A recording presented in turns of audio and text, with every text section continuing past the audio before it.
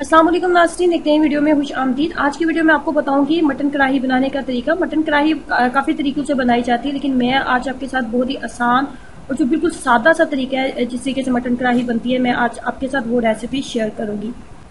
इसमें सबसे पहले आपने क्या करना है, मैंने 1 किलो के करीब मटन लिया है और उसकी ना ही बहुत बड़े साइज की बोटियां मेरे पास, ना ही बहुत छोटे साइज की, बिल्कुल दरमियाने साइज की मैंने बोटियां ले ली हैं।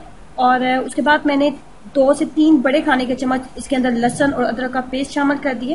कुकिंग ऑयल मैंने इसके अंदर अभी शामिल नहीं किया। उसके बाद मैंने इसके अंदर तकरीबन 5 से 6 बड़े खाने के चम्मच आप इसके अंदर दही के शामिल कर देंगे। 1 खाने का चम्मच आप इसके अंदर लाल मिर्च का पाउडर शामिल करोगे। 1 खाने का चम्मच आप इसके अंदर गरम मसाला पाउडर शामिल करेंगे। उसके बाद आप इसके अंदर तकरीबन 1 प्याली के करीब पानी शामिल कर देंगे। गोश्त बिल्कुल ताज़ा है, इस वजह से इसके ये गलने में इतना टाइम नहीं लेगा और इसका साइज भी इतना बड़े साइज की बोटियां नहीं है, मीडियम साइज की बोटियां, इसलिए ये बहुत जल्दी गल जाएंगी। दही भी अपना पानी जो है वो छोड़ेगा। अगर आप इसको जल्दी पकाना चाहते हो तो आप इसको प्रेशर कुकर में इस टाइम में डाल लें और इसको प्रेशर कुकर में डाल लें ताकि आधे घंटे के अंदर ये बहुत अच्छे तरीके से तैयार हो जाए। लेकिन मैं इसको प्रेशर कुकर में नहीं डालूंगी, मैं इसको ऐसे ही 1 घंटे के लिए हल्की आंच के ऊपर रख दूंगी और 1 घंटे के अंदर ये बिल्कुल बहुत अच्छे तरीके से तैयार हो जाएगा। नमक हमने इसके अंदर नहीं डाला था, नमक भी आप अपने टेस्ट के अकॉर्डिंग इसके अंदर शामिल कर देंगे। अब आप इसको किसी भी ढक्कन के साथ कवर कर दें और इसको आप लो फ्लेम के ऊपर आप इसको रख देंगे ताकि ये लो फ्लेम के ऊपर अच्छे तरीके से तैयार हो जाए। मटन 1 घंटे के बाद बिल्कुल तैयार हो चुके हैं, बहुत अच्छे तरीके से गल चुके हैं, पानी मुकम्मल तौर पे खुश्क हो चुके हैं। अब यहाँ पे आपने तकरीबन 6 से 7 अदद आपने मीडियम साइज के आपने टमाटर लेने हैं। मीडियम साइज के 7 से 8 अदद आप टमाटर लोगे, उनको आपने इस तरीके से आपने कट कर लेना है। मीडियम साइज में आप कट कर ले और वो आप इसके अंदर शामिल कर देंगे। टमाटर शामिल करने के बाद आप इसके अंदर कुकिंग ऑयल शामिल कर देंगे। तकरीबन आधा कप के करीब मैंने कुकिंग ऑयल शामिल किया।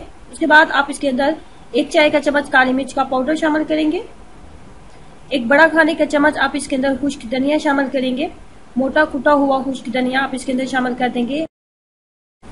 उसके बाद आपने इसके अंदर जीरा शामिल करना होता है। जीरे को तवे पे हल्का सा भून लें, इसकी मिकदार 1 खाने का चम्मच आपने रखनी है। तवे पे हल्का सा भून के इसको हल्का सा आप क्रश कर लो।